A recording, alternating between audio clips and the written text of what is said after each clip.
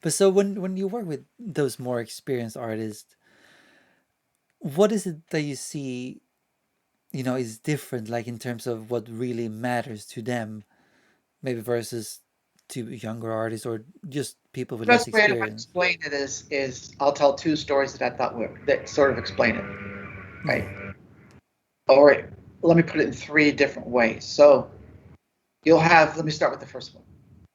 I actually had a band that came in one day into the control room, and the song finished. And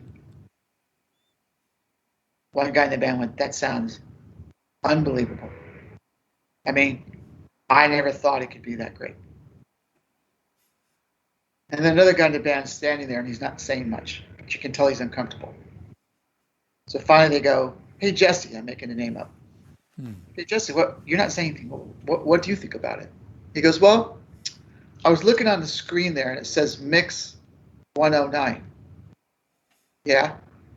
Well, that means it took him 109 times. It can't be right." Okay, so that's Right. that's the extreme of like, are you kidding? Like, I don't even know how to respond to that.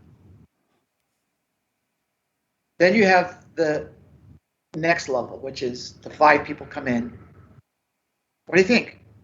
I really like it. I think if the snare had a little bit more brightness, maybe what I'm trying to describe is like a crack to it, it would be amazing. Okay, and what do you think? I love it, but I think we need a little bit more bass in the mix. And what do you think?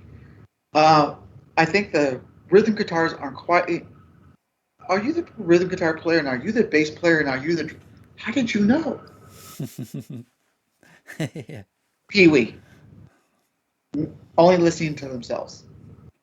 Then you have that artist that's made 10 or 15 records, and they're listening, and they say, I think that I think it's pretty great. You know, maybe the acoustics are a little bit where I sort of feel like they're competing. So you don't feel a little bit slow. It might be maybe that we're not hearing enough of the subdivisions.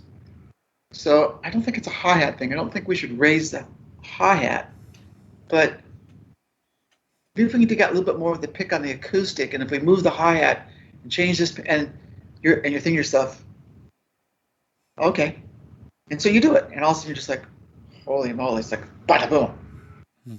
Point of that is they identify what is not working correctly, and they could be the lead singer, it could be the drummer, doesn't matter. They're not listening to their thing; they're listening to all of it, and they have the ability to identify that's stopping that, this is stopping that, this is stopping that, right? Mm. The organ's too loud, and you're like, what are you talking about?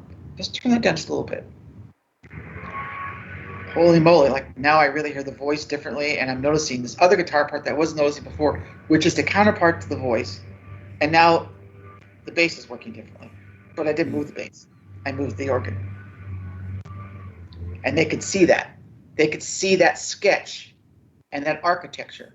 And know by just moving some of those parts, they'll be able to get all the suitcases in the trunk. Mm.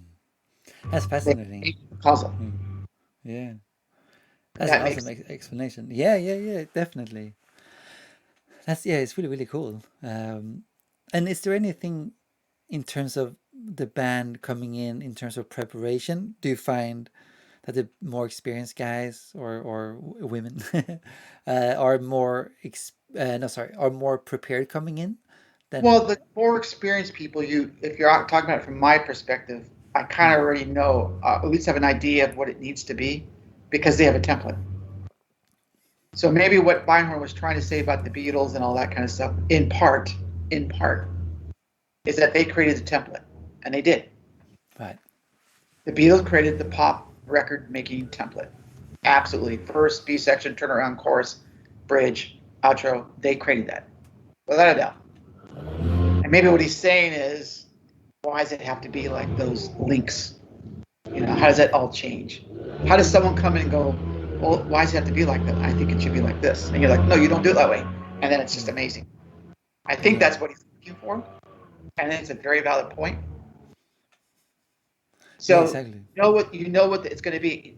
What is the notch on the belt is when you make the first record that no one's ever made on a band before, and you create their sound.